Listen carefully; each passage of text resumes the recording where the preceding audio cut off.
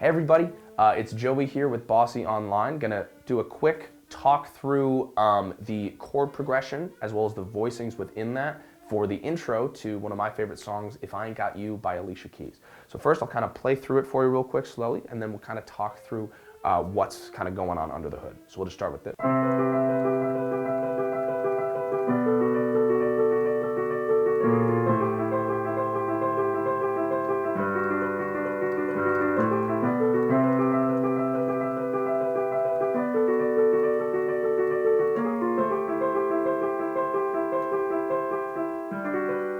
So that's the intro, right? Something that a lot of you have probably heard before, but you might not have kind of thought through what chords they're using, how they're sequencing them, and that's what we're gonna kind of break down right here. So the progression is actually a little more straightforward than you might think.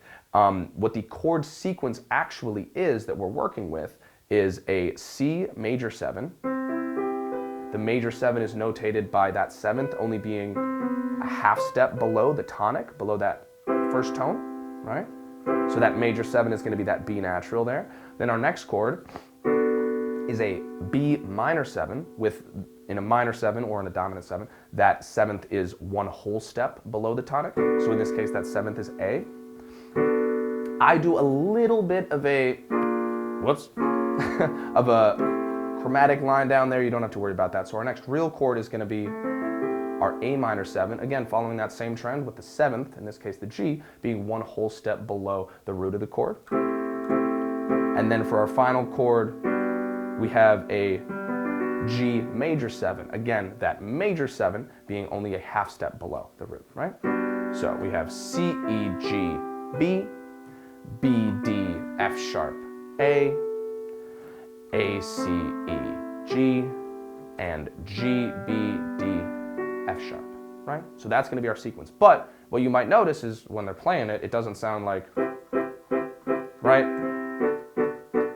That's because she's using this arpeggiated sequence. So basically we're taking those chords and we're isolating each tone of the triad and playing them in this repetitive sequence. So in this case, she's going like this.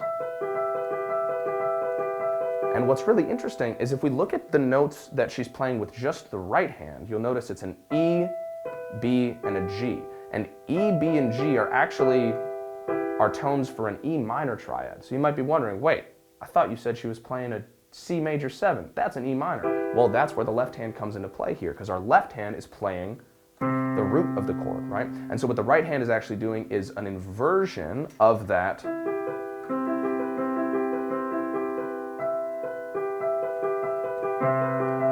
right? So it sounds like a minor chord if you're just playing this. It sounds like the start of that Snoop Dogg song. But if you're playing just that, right? Sounds minor. Establish the C totally changes the color of that chord, right? So then we drop the root again down one more time on the left to that B. So as you can see, we have what notes are in our B minor 7 chord? Well, we have our B, D, F sharp, A. Again, we're doing that inversion. We have B in the left. We have that F sharp, A, and the D, so all the way up there. So there's our second chord. Little chromatic walk down, just everything down a half step before we get to that A minor 7. Again, keeping the root in the left with the 5, the 7, and then right up here you got the 3 with that C. And then we're just gonna walk down one more time. I guess not walk down, but we end up down on that G major 7 chord, again with the root in the left, the 5 with the 1 on the right, then you've got the 7, and then you've got the 3 right up there. And then as you're coming back up the first time, you just walk it right back up.